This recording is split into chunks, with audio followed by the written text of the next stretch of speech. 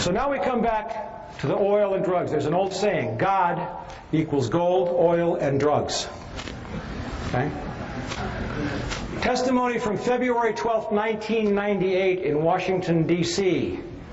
before the House International Relations Committee by John Maresca, Vice President of International Relations for UNICAL, which had been planning to build a pipeline for some time from the Central Asian oil fields of Tajikistan, Kyrgyzstan, Uzbekistan, all the stands, across Afghanistan, down to the Pakistani coast. It's a distance of about 1,500 miles. To a terminal where U.S. tankers would take the oil and gas and ship it to China and Japan, the largest emerging markets in the world. China's in the middle of a huge oil crisis, and the U.S. Wall Street is pouring money into China hand over fist. And he says in this, construction cannot begin construction until an internationally recognized Afghanistani government is in place. A recent study for the World Bank states that the proposed pipeline for Central Asia across Afghanistan and Pakistan to the Arabian Sea would provide more favorable netbacks, that's money in your pocket, folks, to oil producers. That's his testimony. Now, UNICAL put the pipeline on hold in 1999. They also hired a guy named Henry Kissinger to consult for them, which explains why Afghanistan has never been listed as a sponsoring terrorist nation. Isn't that strange? The head of all the terrorists in the world, and the biggest country, has never been listed?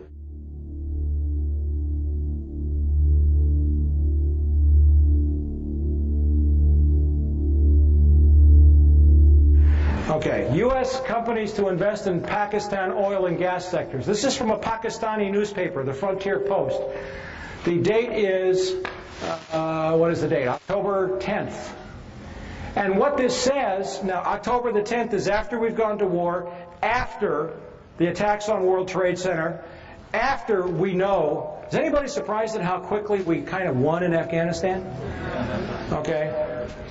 Well, the war's been planned for 4 years, and I'm saving the best for last, but the U.S. ambassador to Pakistan met with the Pakistani oil minister and briefed the ambassador on the proposed Turkmenistan-Afghanistan Pakistan gas pipeline, and said that this project opens up new avenues of multidimensional regional cooperation, particularly in view of the recent geopolitical developments in the region.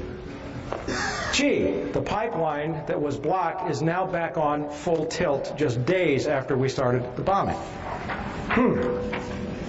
Suspicious. Okay, maybe I haven't convinced you of everything, but we're just getting warmed up now. This is how Afghanistan went unlisted as a terrorist sponsor.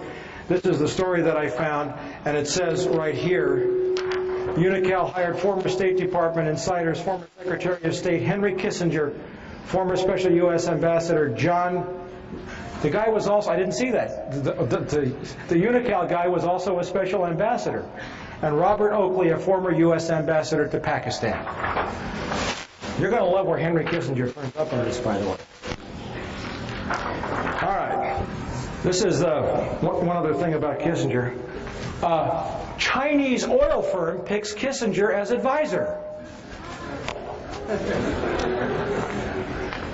This is from November 4th, thank you. The Chinese National Offshore Oil Company has hired Henry Kissinger to head its foreign advisory board. Now Kissinger's got the Pakistan end and he's got the China end of this oil pipeline. Who does Henry Kissinger front for? Rockefeller. Very good. David Rockefeller. Who's that? Zbigniew Brzezinski. Zbigniew Brzezinski was counselor for strategic and international studies, professor of American foreign policy at Johns Hopkins, national security advisor to President Jimmy Carter, trustee and founder of the Trilateral Commission, member of the Council on Foreign Relations, international advisor to several major corporations, associate of Henry Kissinger, also worked for Ronald Reagan in intelligence capacities. chairman of the Bush National Security Advisory Task Force in 1988. What a guy. See big. Now, if you want to get really, really, really, really angry, go buy this book. It's called The Grand Chessboard: American Primacy and Its Geostrategic Objectives, written by Zbigniew Brzezinski in 1997. I'm going to read you some quotes from that book.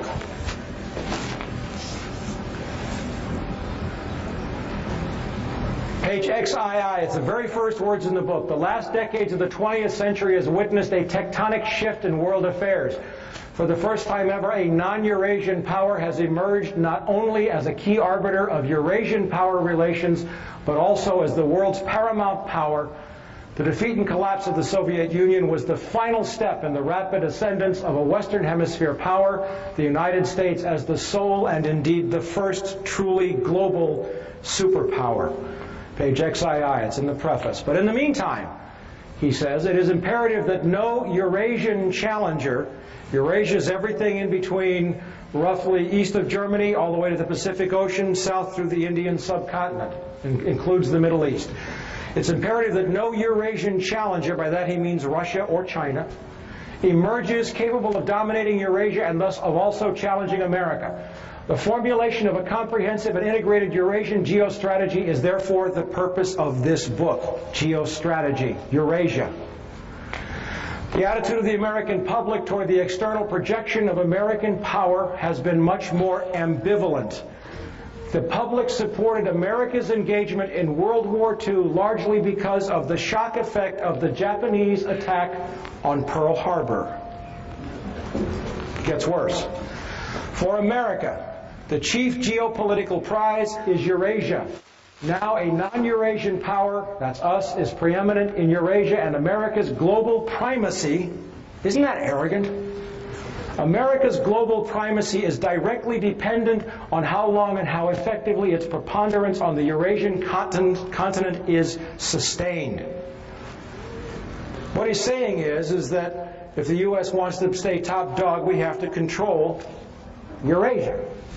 America's withdrawal from the world, or because of the sudden emergence of a successful rival, would produce massive international stability. It would prompt global anarchy.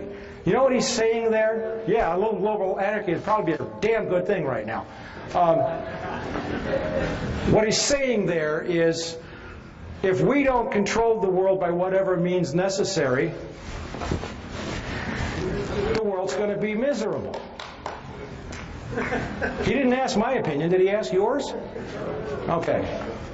In that context, how America manages Eurasia — do we manage people around the world? Is that our job? — is critical. Eurasia is the globe's largest continent and is geopolitically axial. A power that dominates Eurasia would control two of the world's three most advanced and economically productive regions.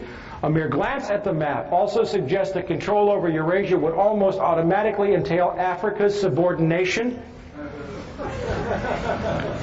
rendering the Western Hemisphere and Oceania — that's Australia for all of you non-academics — geopolitically peripheral to the world's central continent. About 75% of the world's people live in Eurasia, and most of the world's physical wealth is there as well, both in its enterprises and underneath its soil. Eurasia accounts for 60% of the world's GNP and three-fourths of the world's known energy resources. Two basic steps are thus required. First, to identify the geostrategically dynamic Eurasian states that have the power to cause a potentially important shift in the international distribution of power, and to decipher the central external goals of their respective political elites and the likely consequences of their seeking to attain them.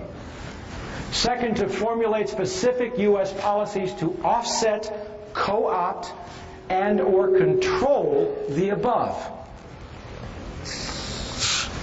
The man is talking about co-opting, controlling, managing, subverting nations and peoples and economies.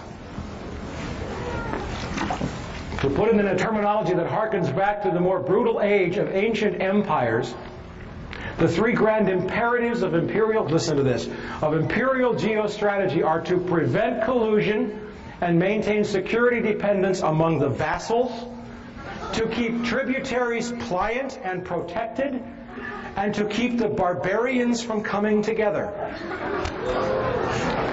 That's on page 40. I'm telling you, you got to buy the book. Now we get really serious.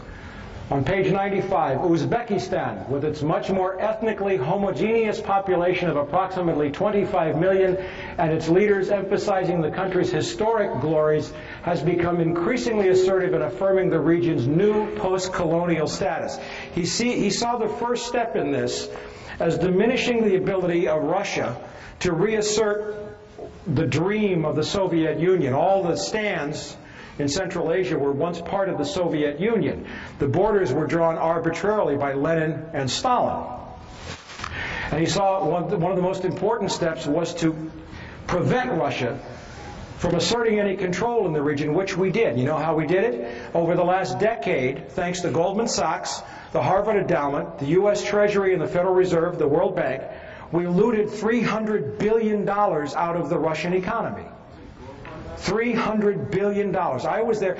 The Russian population was, what, 64 million at the fall of the Soviet Union. The population of Russia is today 145 million. In another 10 years, it will be 130 million. The average life expectancy of a male in Russia has dropped to 48 years. Thanks to the economic devastation, the ruin we visited on their economy, it was a deliberate plan to weaken Russia so that it couldn't challenge our move into Eurasia a decade later. But it helps if you see this on the map. Okay? Russia, Kazakhstan, Kyrgyzstan, Tajikistan, Uzbekistan, Turkmenistan, Iran, Afghanistan, Pakistan, India, and China. Now, the proposed oil route is from here to here, 1,500 miles. China can't build it because it's 5,000 miles, and they don't have the technology to build it. We do, thanks to a company named Halliburton, which was chaired with the CEO was Dick Cheney, right? Okay, they're probably going to build the pipeline. Okay, so now that you see this relationship, what he's saying is you build a block starting with Islamic fundamentalism.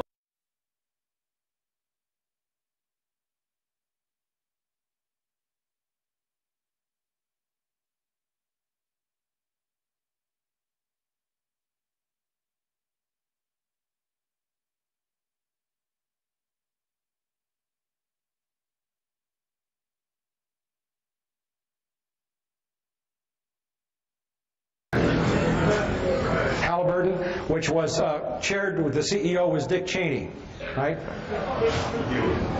Okay, they're probably going to build the pipeline. Okay, so now that you see this relationship, what he's saying is you build a block starting with Islamic fundamentalism, which we supported and created, to keep Russia from moving south to reassert control, but then you build up these countries so that they're so powerful, and with a weakened Russia, Russia can't make a move to control. And all the oil reserves are right in here. Okay? And we have effectively made China dependent upon our technology because they need the oil desperately. Now, Uzbekistan, nationally the most vital and the most populous of the Central Asian states, represents the major obstacle to any renewed Russian control over the region. Its dependence is critical to the survival of other Central Asian states and is the least vulnerable to Russian pressures. Where was the first place that President Bush announced we were sending troops after the attacks on September 11th? We were already there. We've been training Uzbeki troops for more than 5 years. Referring to an area he calls the Eurasian Balkans in a 1997 map in which he circled the exact location. Now remember, this is a book written 4 years ago. And I'm going to show you a map where Zbigniew Brzezinski said the next world conflict was going to take place. Afghanistan, Iran, Turkmenistan, Uzbekistan, Tajikistan, Kyrgyzstan, Kazakhstan. This is where he said 4 years ago, the United States, in order to sustain its precarious, that's my words, economy, would have to control that to maintain its role as the global superpower and to become the world's only superpower. In effect, the ruling nation of the world. That's his map from 4 years ago.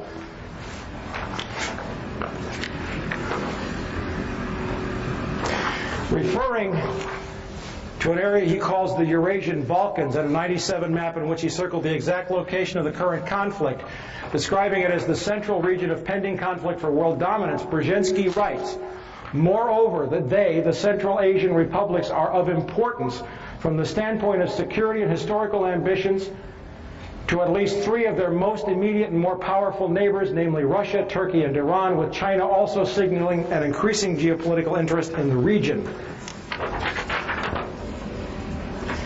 And he really lets his hair down. More important as a potential economic prize, an enormous concentration of natural gas and oil reserves is located in the region, in addition to important minerals including gold. Didn't know about the gold, did you? The world's energy consumption is bound to vastly increase over the next 2 or 3 decades. Estimates by the U.S. Department of Energy anticipate that world demand will rise by more than 50% between 1993 and 2015, with the most significant increase in consumption occurring in the Far East, China. The momentum of Asia's economic development is already generating massive pressures for the exploration and exploitation of new sources of energy in the Central Asian region, and the Caspian Sea basin are known to contain reserves of natural gas and oil that dwarf those of Kuwait, the Gulf of Mexico, and the North Sea. Once pipelines to the area have been developed, Turkmenistan's truly vast natural gas reserves augur a prosperous future. He's talking about the pipelines. Without sustained and directed American involvement, before long, the forces of global disorder. Global disorder? You mean democracy? Global disorder could come to dominate the world scene, and the possibility of such a fragmentation is inherent in the geopolitical tensions not only of today's Eurasia, but of the world more generally. The most immediate task is to make certain that no state or combination of states gains the capacity to expel the United States from Eurasia, or even to diminish significantly its decisive arbitration role. In the long run, global politics are bound to become increasingly uncongenial to the concentration of Halliburton, which was chaired with the CEO was Dick Cheney, right? Okay, they're probably going to build the pipeline. Okay, so now that you see this relationship, what he's saying is, you build a block starting with Islamic fundamentalism, which we supported and created, to keep Russia from moving south to reassert control, but then you build up these countries so that they're so powerful, and with a weakened Russia, Russia can't make a move to control, and all the oil reserves are right in here. Okay? And we have effectively made China dependent upon our technology because they need the oil desperately. Now, Uzbekistan, nationally the most vital and the most populous of the Central Asian states, represents the major obstacle to any renewed Russian control over the region. Its dependence is critical to the survival of other Central Asian states and is the least vulnerable to Russian pressures. Where was the first place that President Bush announced we were sending troops after the attacks on September 11th? We were already there. We'd been training Uzbeki troops for more than 5 years. Referring to an area he calls the Eurasian Balkans on a 1997 map in which he circled the exact location. Now remember, this is a book written 4 years ago. And I'm going to show you a map where Zbigniew Brzezinski said the next world conflict was going to take place. Afghanistan, Iran, Turkmenistan, Uzbekistan, Tajikistan, Kyrgyzstan, Kazakhstan. This is where he said 4 years ago, the United States, in order to sustain its precarious, that's my words, economy, would have to control that to maintain its role as the global superpower and to become the world's only superpower. In effect, the ruling nation of the world. That's his map from 4 years ago.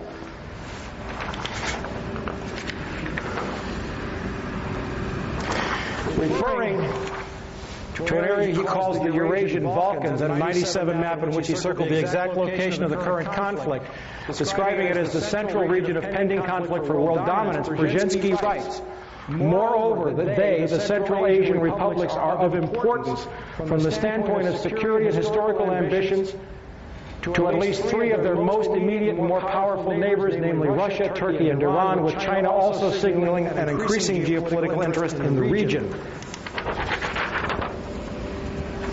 And he really lets his hair down. More important, as a potential economic prize, an enormous concentration of natural gas and oil reserves is located in the region, in addition to important minerals including gold. Didn't know about the gold, did you? The world's energy consumption is bound to vastly increase over the next 2 or 3 decades. Estimates by the U.S. Department of Energy anticipate that world demand will rise by more than 50% between 1993 and 2015, with the most significant increase in consumption occurring in the Far East, China. The momentum of Asia's economic development is already generating massive pressures for the exploration and exploitation of new sources of energy in the Central Asian region, and the Caspian Sea basin are known to contain reserves of natural gas and oil that dwarf those of Kuwait, the Gulf of Mexico, and the North Sea. Once pipelines to the area have been developed, Turkmenistan's truly vast natural gas reserves augur a prosperous future. He's talking about the pipelines.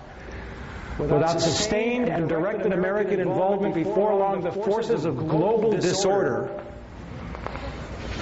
Global disorder? You mean democracy? Global disorder could come to dominate the world scene, and the possibility of such a fragmentation is inherent in the geopolitical tensions not only of today's Eurasia, but of the world more generally. The most immediate task is to make certain that no state or combination of states gains the capacity to expel the United States from Eurasia, or even to diminish significantly its decisive arbitration role. In the long run, global politics are bound to become increasingly uncongenial to the concentration of hegemonic power in the hands of a single state. Hence, America is not only the first, as well as the only truly global superpower, but is also likely to be the very last. And what does he say that's going to happen? He says that the United States will fold into a one-world government in which all nations will cease to exist, run by corporations. I'm paraphrasing it. Now, hold your breath. Very last pages in the book. Moreover, as America becomes an increasingly multicultural society, it may find it more difficult to fashion a consensus on foreign policy issues, except in the circumstance of a truly massive and widely perceived direct external threat.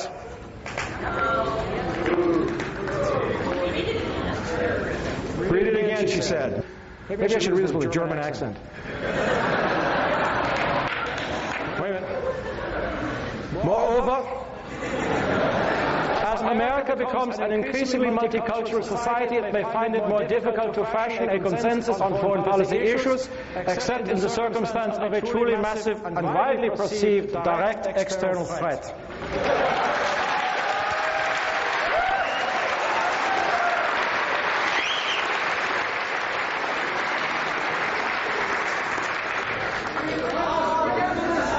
Listen, I want you to know that the Third Reich did not lose the Second World War. It just changed venues. Now we're going to close with a summation. And you all are still with me. Nobody's fallen over in their chairs, right? Can I have a minute to take a hit off my Pepsi here? All right, now I'm going to run you through a timeline, which is what a detective would do for a prosecutor. I'm going to run you through a series of events with some information that's absolutely going to curl your socks. Or something. And let's start with some of this we've covered. 1998 to 2000, former President George Bush travels to Saudi Arabia on behalf of the Carlyle Group, the 11th largest defense contractor. While there, he meets privately with the Saudi royal family and the bin Laden family. Source, Wall Street Journal, September 27th. Also from The Wilderness, that's my newsletter, The Best Enemies Money Can Buy. And I hope some of you folks are going to subscribe tonight. Chris, wherever you are, raise your hand. January 2001, the Bush administration orders the FBI and intelligence agencies to back off investigations involving the bin Laden family, including two of Osama bin Laden's relatives, Abdullah and Omar bin Laden. There goes the black sheep theory, who were living, guess where, in Falls Church, Virginia, right next to CIA headquarters. This followed previous orders dating back to 1996, that's under Bill Clinton, frustrating efforts to investigate the bin Laden family. Source, BBC Newsnight correspondent Greg Palast. And on the TV broadcast, he actually held up an FBI national security report showing that the Bureau had been ordered to leave the bin Ladens alone. By the way, this is just for your edification. This is a copy of the BBC report showing that the Bush administration ordered the FBI to stop investigating the bin Laden family in January, right after taking office.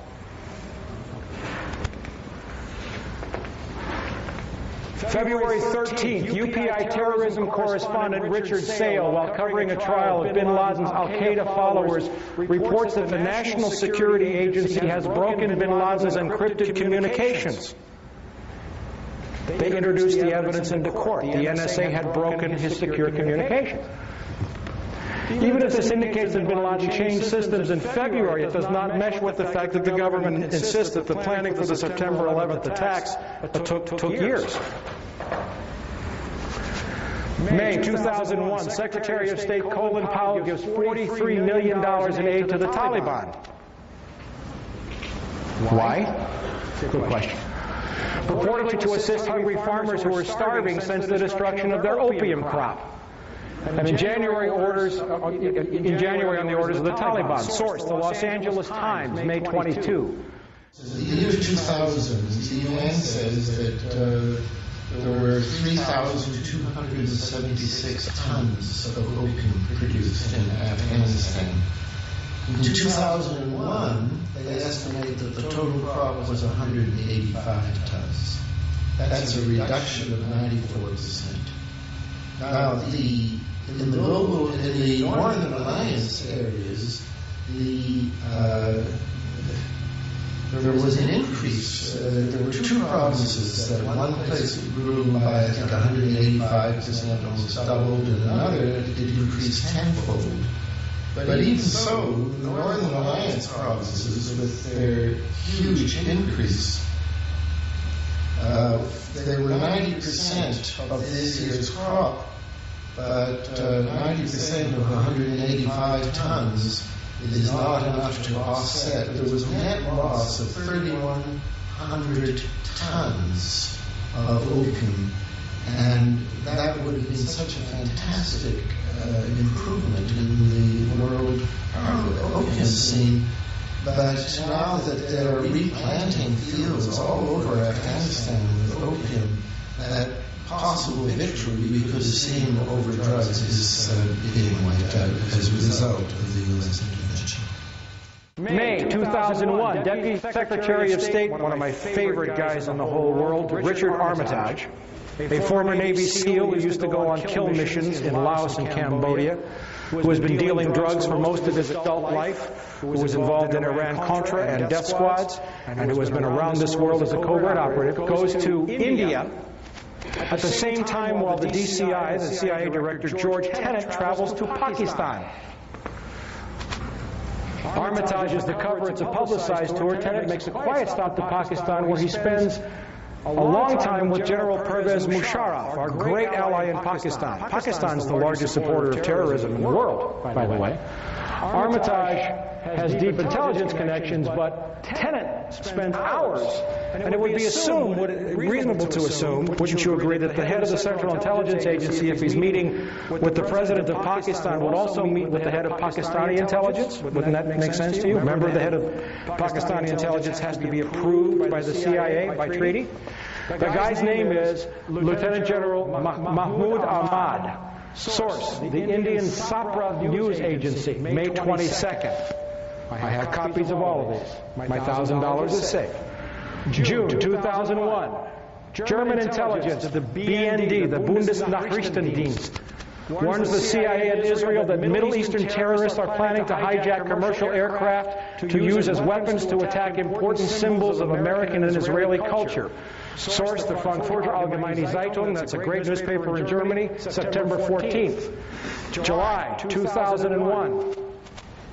3 American officials, Tom Simmons, former U.S. ambassador in Pakistan, Carl Inderfirth, former Assistant Secretary of State, Lee Coldren, former State Department expert on South Asia, meet with Pakistani and Russian intelligence officers in Berlin and tell them that the U.S. is planning military strikes against Afghanistan in October.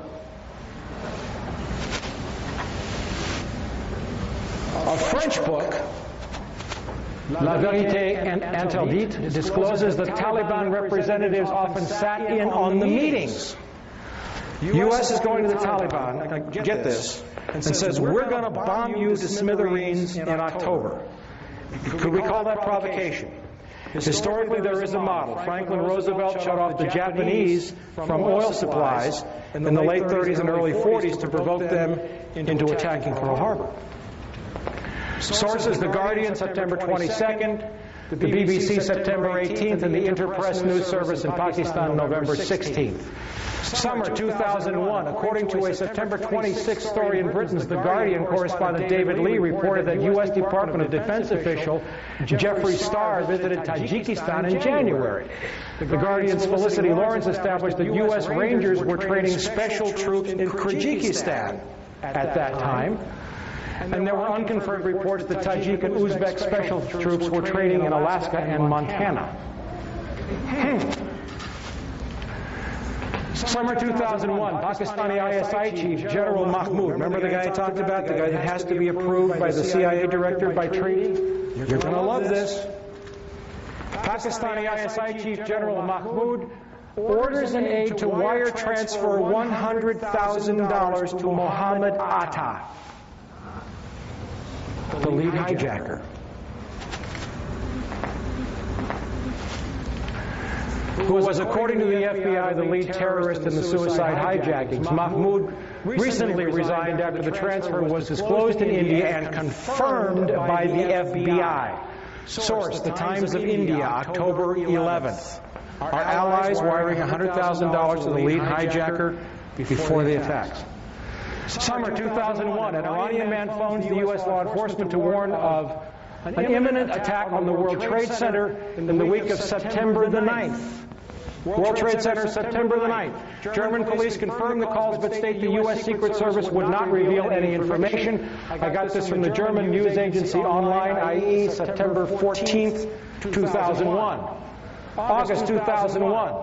The FBI arrests an Islamic militant linked to bin Laden in Boston. French intelligence sources confirm the man is a key member of bin Laden's network, and the FBI learns that he has been taking flying lessons in Boston. At the time of his arrest in Boston, where 2 of the planes were hijacked, the man is in possession of technical information on Boeing aircraft and flight manuals. Reuters, September 13th. Summer 2001, Russian intelligence notifies the CIA that 25 terrorist pilots have been specifically training for suicide missions. This is reported in the Russian press, and I have one of my sources, I have several sources who are former CIA officers, translated the article for me. July 4 through 14th, Osama bin Laden receives treatments for kidney disease at the American hospital in Dubai and meets with a CIA official who returns to CIA headquarters on July 15th. This is the guy who blew up the coal and the embassies that Bill Clinton signed an order it's okay to execute. He gets treatment at an American hospital in Dubai and flies out on a private plane. Oliver North in the 80s, Oliver North is one of my least favorite people, but he sent Navy planes to track down terrorists on the Achille Lauro. The moment bin Laden entered international airspace, he would have been fair game. The source for this story is Le Figaro, French newspaper, October 31st. Now, I got to throw in a caveat here. Le Figaro is owned by the Carlyle Group. These guys can't control everybody, okay? And they can't control reporters. Le Figaro was emphatic that they had confirmed the details of the story. The CIA immediately came out with an adamant denial, but the CIA never lies. You know, so did some people at the hospital. But you don't have to take the story as all or everything. But Le Figaro has not retracted the story. August 2001, Russian President Vladimir Putin orders Russian intelligence to warn the U.S. government in the strongest possible terms of imminent attacks on airports and government buildings. I watched it on MSNBC on September the 15th. September 2001, the Dow Jones Industrial Average drops nearly 900 points in the 3 weeks prior to the attack. A major stock market crash is imminent. September 3 through 10. MSNBC reports on September 16th that a caller to the Cayman Islands to a Cayman Islands radio talk show gave several warnings of an imminent attack on the U.S. by bin Laden in the week prior to 9/11. These are just some of the advance warning bits that we have. Now, September 1 through 10. From 25,000 British troops, the largest British naval armada since the Falkland Island War. It's not Essential Harvest, it's called Swift Sword. An operation in the planning for 4 years, are set to deploy to Oman in the week before the September 11th attacks. It takes years to plan this kind of a deployment. And yet the British government had been planning it for 4 years. After the attack on the 11th, there was a slight hiccup. They waited, but the deployment went ahead as scheduled, supposedly to support the U.S. But you have to understand, I don't know how many veterans we have in this room, but you have to understand that it takes months and months and months to deploy these kinds of personnel, yet they're already set to go to Oman. At the same time, 2 U.S. aircraft carrier battle groups happen to be rendezvousing off the Pakistani coast. This is not a normal deployment. The Pakistani coast is not the Persian Gulf, it's the Arabian Sea. Yet we have 2 aircraft carrier battle groups off the Pakistani coast, and at the same time, some 17,000 U.S. troops join more than 23,000 NATO troops for Operation Bright Star in Egypt. Fully deployed, combat ready, locked and loaded. All before September the 11th. Is this suspicious? I think so. September 6th through 7th, we have the 4,744 put options on United Airlines, CIA monitoring stock trading in real time. September 10th, 4,500 put options are purchased on American. September 6th through the 11th, no other airlines show any similar trading patterns to those experienced by UAL and American. The put option purchases on both airlines were 600% above normal. September 6th through 10th, put options on Merrill Lynch, Morgan Stanley, AXA Reinsurance, and Munich Re. It has been documented, and I talked about this through the Promise software, that intelligence agencies routinely track the stock trading. And I'll tell you what I think, an opinion here, happened, is that someone at CIA told the head of A.B. Brown, and the head of A.B. Brown decided to make himself a little money on the side, and he got caught because the stock market was shut down because, well, we'll come to that in a second. General Mahmoud of the ISI, the guy that wired $100,000 to Mohammed Atta, the guy that had to be approved by the CIA, happened to be in Washington on September the 11th. He had arrived a week before. I think he was discussing war plans. That's from MSNBC. September the 11th. for 35 minutes from 8:15 a.m. until 9:05 a.m. with it widely known to the FAA and the military that 4 planes had been simultaneously hijacked and taken off course. No one notifies the President of the United States. It is not until 9:30 that any Air Force planes are scrambled to intercept, but by then it is too late. This means that the National Command Authority waited for 75 minutes before scrambling aircraft, even though it was known that 4 simultaneous hijackings had occurred, an event that has never happened in history. Sources: CNN, ABC, MSNBC, the Los Angeles Times, and the New York Times. And if you go to my website, you will see the beginning of a fabulous series of articles out of Canada. They've established clearly, using documents that have now been taken down off of U.S. Air Force websites, that it is a matter of routine policy on the FAA and the U.S. Air Force to scramble a jet the instant any airliner is hijacked without waiting for an order from the President. You put them up in the air and make them go intercept the jet, not shoot it down, but you put a fighter aircraft in the airspace with the hijacked airliner. It's FAA routine procedure. It doesn't require an order from the President of the United States. Remember Payne Stewart? Remember his airplane? Remember, it went off course. It was off course for no more than 10 minutes, and fighter jets had been scrambled to fly along beside it.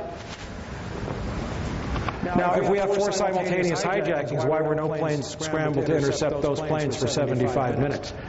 The Andrews Air Force Base website has taken down information saying that it maintained a ready response scramble force to protect the skies over Washington, D.C. Presidential order is not necessary to intercept an aircraft. It is necessary to shoot down an aircraft. And yet the government has committed a lot of lies. Dick Cheney has lied about U.S. Air Force response. I used to work outside Andrews Air Force Base. I saw F-16s, F-18s, F-15s taken off all the time. They have changed the site. It has been archived and saved. If you go to my website, go to the articles, you can get links to the way it used to read. Okay? All right. September 13th. China is admitted to the World Trade Organization after 15 years of unsuccessful attempts. The vote was taken, it was just ratified about a week ago, but that was the vote. Nobody noticed. September 15th, the New York Times reports that Mayo Shattuck III, the head of A.B. Brown in the United States, resigned effective immediately without explanation. The insider trading, September 15th was the first day that the stock market opened after the attacks. September 29th, the San Francisco Chronicle reports that 2.5 million in put options on American Airlines and UAL are unclaimed.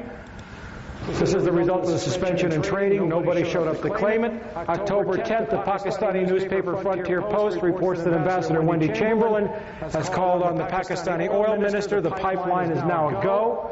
Mid-October 2001, the Dow Jones is back up near 10,000 as a result of the massive looting. Outpouring of cash. Gonna love this one. One of my dearest causes in the whole world, I have a couple of monthly columns in magazines, one of which is High Times, believe it or not. And, it's a strange thing for an ex-narc who hasn't had a beer or a joint. I've had no mind-altering chemicals in 18 years. It'll be 19 in January. I'm a recovering alcoholic, and I work a lot with men in recovery. I've written more than 30 articles on the subject of drug addiction and recovery for the U.S. Journal of Drug and Alcohol Dependence, and I can tell you that drug addiction is a medical, social, and spiritual problem. It is not a criminal problem.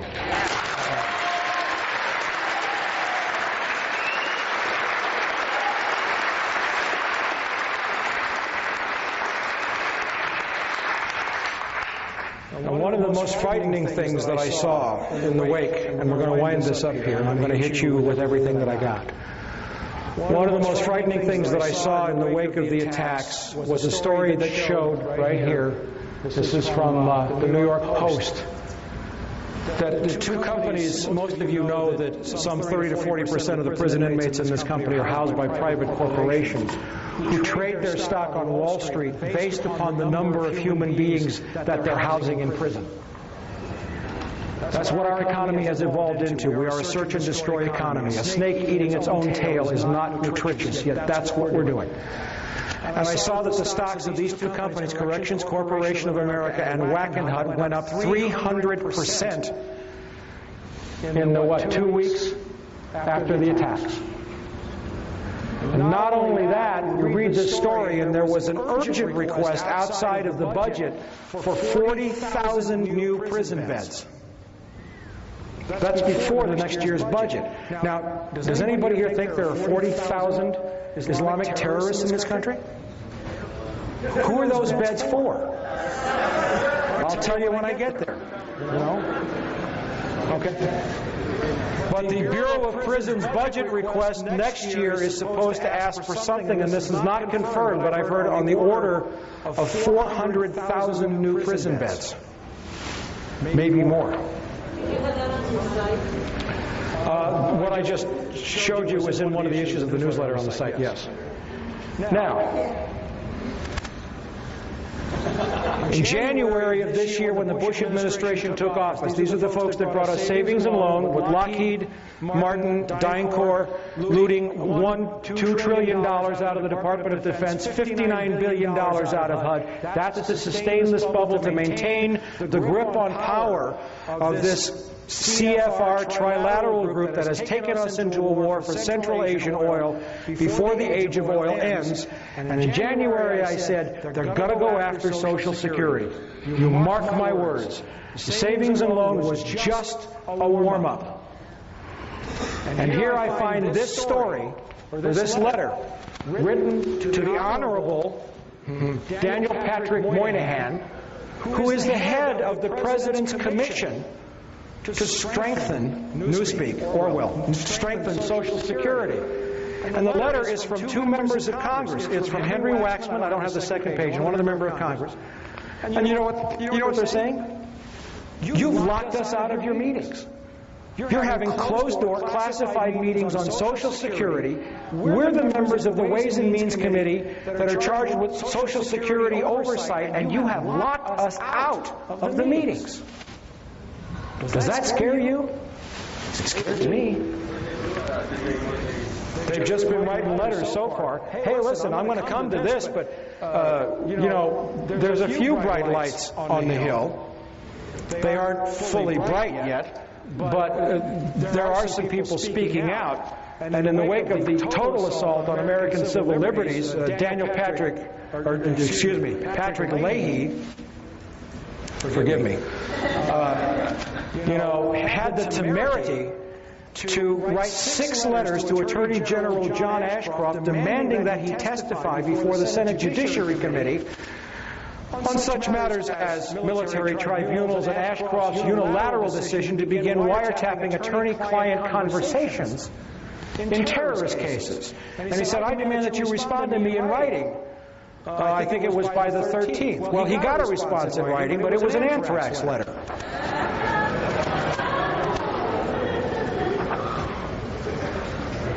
You notice they're only going to Democrats? All right, now let's look at this. H.R. 3162, the Patriot Act. Hey, let's hear it for the Patriot Act.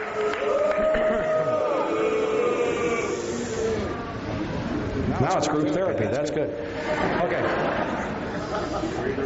In the most recent issue of From the Wilderness, we covered some of the highlights or the lowlights of this bill. And I want you to listen to me very closely. This is your Constitution. We're coming now to pay the bill for the price that you, and remember how I defined you at the beginning of this presentation, as all of the American people who failed to reconcile accounts after the assassination of John Kennedy, of Bobby Kennedy, of Martin Luther King, of IRAN+CHNA+RUSSIA, of Vietnam, of Panama, of savings and loan. of the genocide of 2 million people in Rwanda, of the rendering to radioactive waste of large portions of Iraq with depleted uranium that's contaminated with plutonium, the displacement of 1 million people in Colombia within the last year. The bills are coming due, and now it's your turn to pay. The Patriot Act that was passed just recently includes several provisions. First of all, the FBI can enter your home in a criminal investigation. I think it's criminal. They might have said terrorist. It doesn't make any difference how you define it. When you're not there, without a search warrant, they may seize whatever they want to seize and use it to convict you in a court of law for a crime when you didn't even know they came. Now, how many people know that the Fourth Amendment to the United States Constitution is supposed to protect us against unreasonable searches and seizures?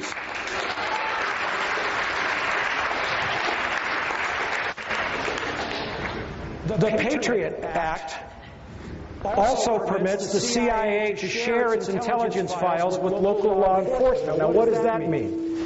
Everybody knows the agency's been wiretapping people illegally for a long time. So is the FBI, COINTELPRO. I mean, you know. But the deal was that that information, because it wasn't obtained under a warrant, could never be introduced into court as evidence.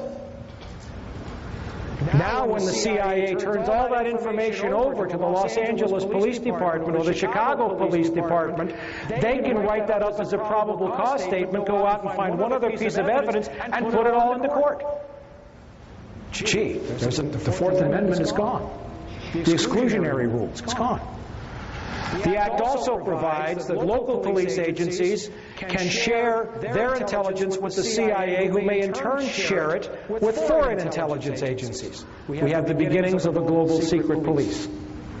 Echelon is a program of wiretapping run by the United States, Great Britain, Australia, New Zealand, and Canada. And it was originally set up on the premise, gee, it's illegal for CIA to wiretap Americans, but there's nothing wrong with the Canadians doing it. And Americans will wiretap the British, and the Australians will wiretap, and then we all share it. That's Echelon. And now all that information now under the Patriot Act can now be used in terrorist criminal prosecutions. And it's going to get worse for you in just a minute here, if it isn't bad enough already.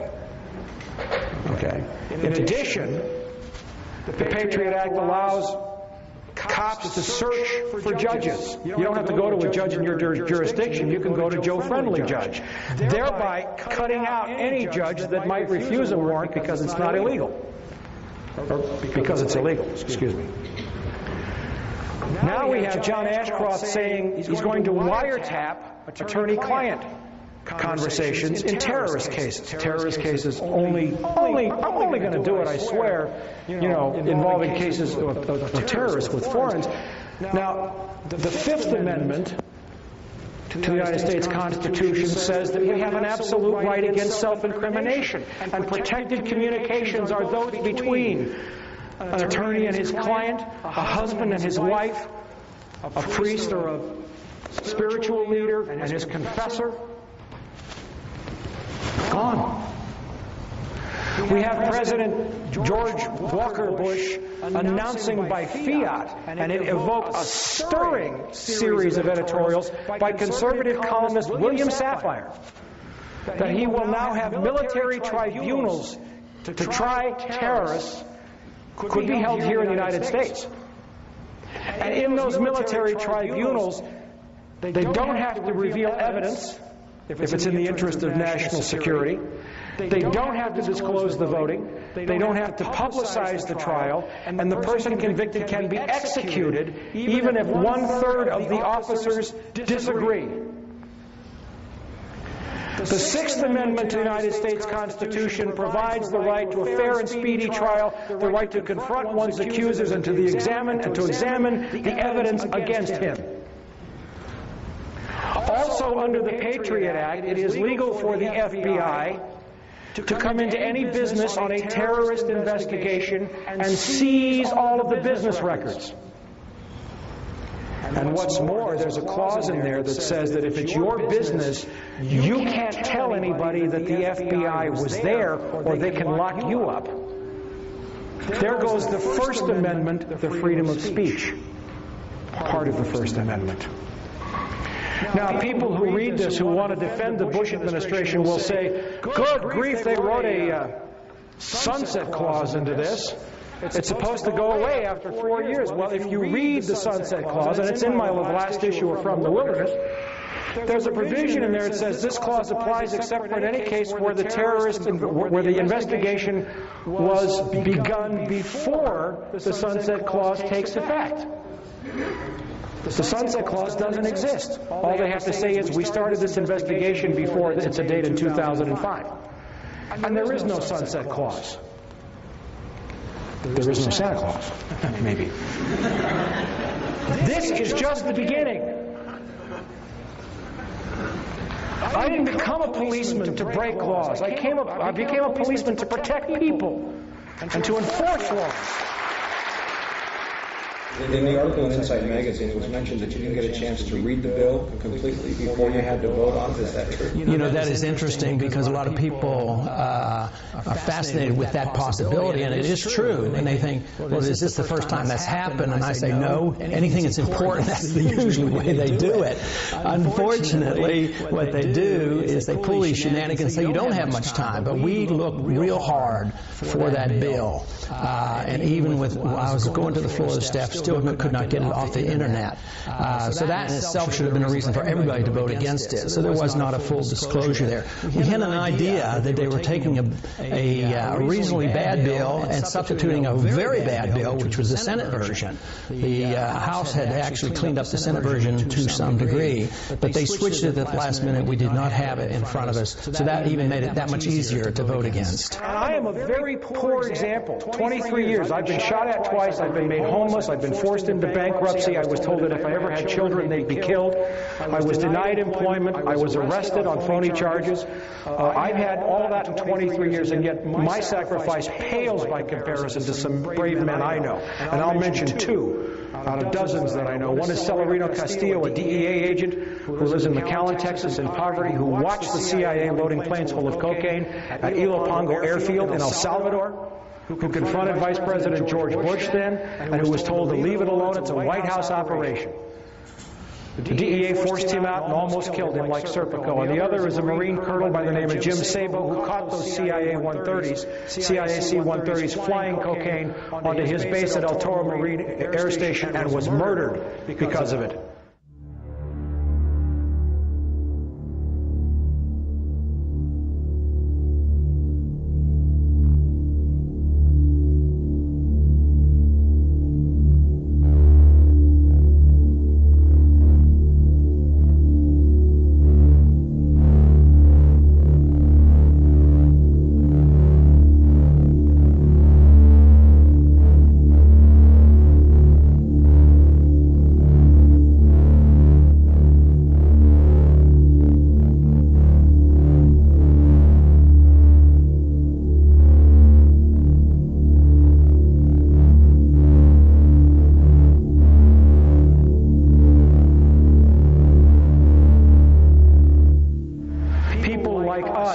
And I'm just one of many, have been trying to tell people like you that unless you face this now and pay the price, this is what the end result is going to be, and it's only going to get worse. Catherine Austin Fitts has a great saying, if we can face it, God can fix it.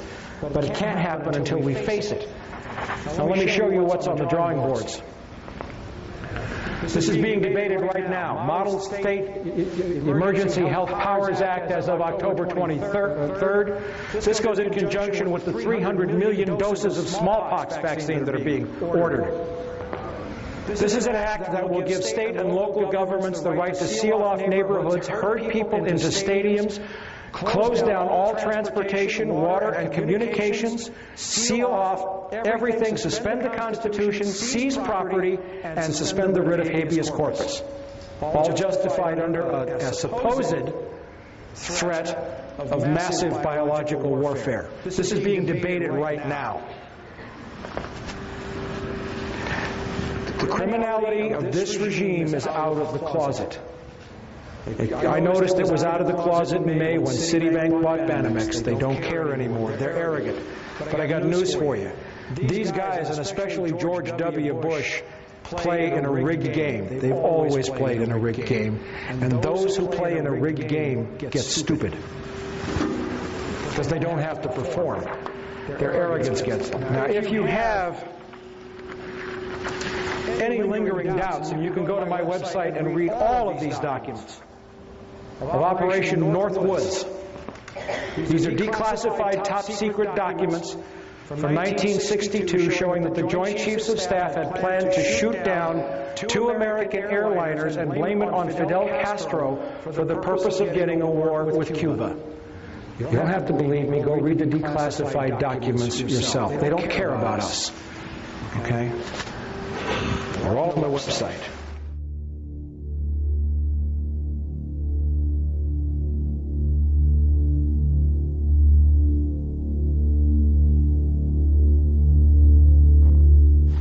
The victorious warlord set to open opium floodgates. The Northern Alliance is planning opium poppies hand over fist, and the CIA will control that drug trade and control the money to keep the bubble on Wall Street afloat. I want to leave you with a couple of thoughts.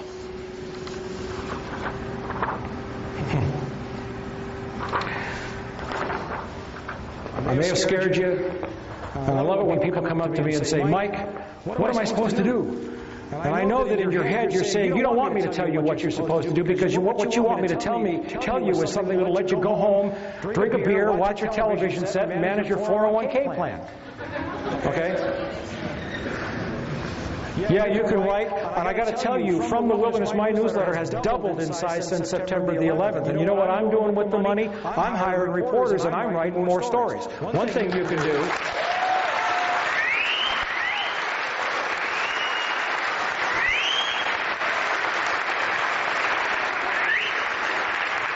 One thing you can do is vote with your money. Stop giving money to people who lie to you. Okay? Now, I'll give you a little word of inspiration. I'll give you, this is a comment on the Patriot Act. It says our forefathers would think it's time for a revolution. This is why they revolted in the first place. They revolted against much milder oppression. And who said it? A Republican Congressman, Ron Paul of Texas. To vote against the Patriot Act was a very easy vote for me. To me, it was a clear violation of the civil liberties of all Americans. It was called Patriot Act because they didn't want anybody to vote against it, claiming that if you didn't vote for it, you weren't a patriotic American citizen. I think it was probably the opposite way. I think those who voted for it voted for a bill that undermined the Fourth Amendment, the whole principles of individual freedom and liberty in this country.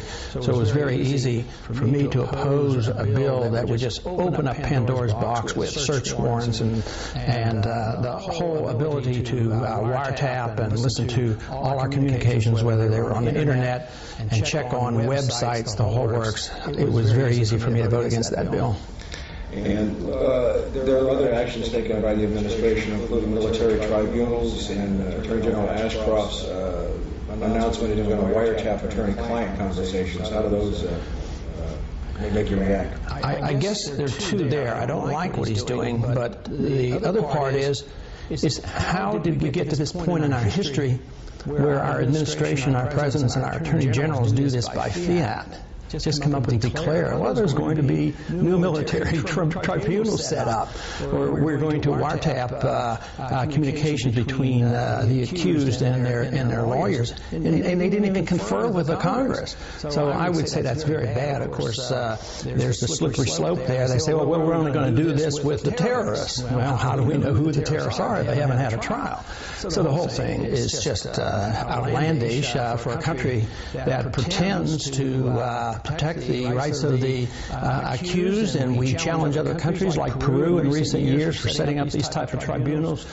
So I think that moving in this direction is a serious challenge to the whole principles of the 10 Amendments and the Constitution.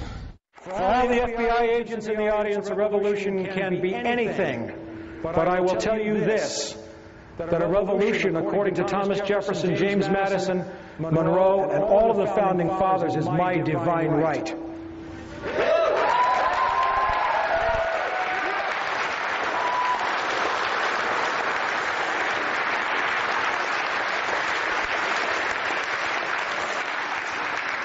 One of the most offensive statements I have heard since September the 11th was Pennsylvania Governor Tom Ridge, when he was sworn in. And he said, civil liberties are one of the most precious gifts that we give our citizens. I got news for you, Governor Ridge. These are inalienable rights. You don't give nothing to me, we give them to you.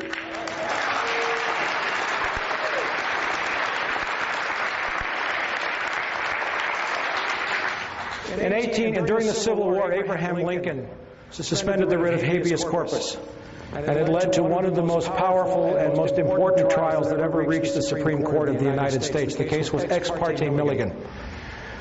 And this is what they had to say. They said, the Constitution of the United States is a law for rulers and people equally in war and in peace, and covers with the shield of its protection all classes of men at all times and under all circumstances. No doctrine involving more pernicious consequences was ever invented by the wit of man than that any of its provisions can be suspended during any of the great exigencies of government.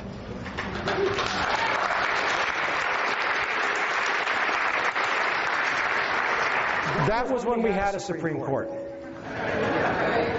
Now, I want you to bear in mind, you may think that the system of government is still mildly working here. That we had a law and you know what, so Congress is working, but you know, Congress is totally subdued. They're rolled over, they're not fighting, so you think it's the court. But bear in mind that the current Supreme Court is the one that illegally gave George W. Bush the election victory. And when I say illegally, I mean it was a butchery in the major media, because the Florida law said the clear intent of the voter. And what happened was the Supreme Court stopped the counting when there were thousands of ballots left uncounted that would have shown the clear intent of the voter, and said, we're going to make a one-case exception here, and we're going to say that we stopped the count, and we're going to just recount the votes that we have and ignore the votes where we could still determine the clear intent of the voter. That was an illegal decision. So where do you go after that? The first most important thing that the American people should remember is how George Bush came to the White House. One, through fraud, and two, through buying the election. The most money ever spent in the history of the United States for this office. That's a crime, and that's a shame. All right, we are living, get this, in an empire. Bill Sapphire said this about George W. Bush. He said, on what legal meat does this our Caesar feed? Bill Sapphire said that. Okay? And it is an empire.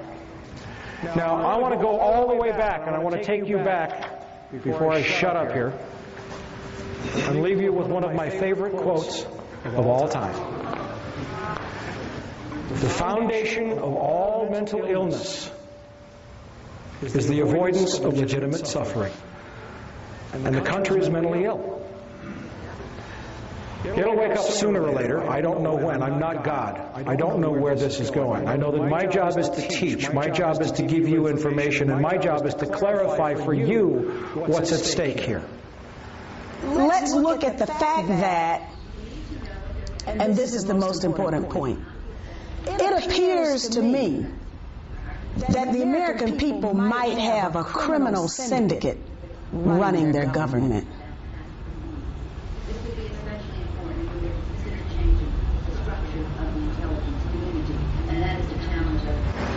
What's at stake here is your liberty. This is a criminal administration. It will not stop. It cannot turn back.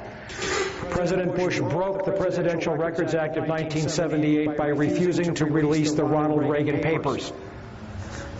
Arbitrarily broke the law. John Ashcroft broke the law by ordering wiretaps of attorney-client conversations in terrorist cases. The Supreme Court doesn't exist. They're grabbing for the power right now, and you better rest assured, as sure as I'm standing here tonight, that the war that's supposed to be taking place against terrorism is also a war against you.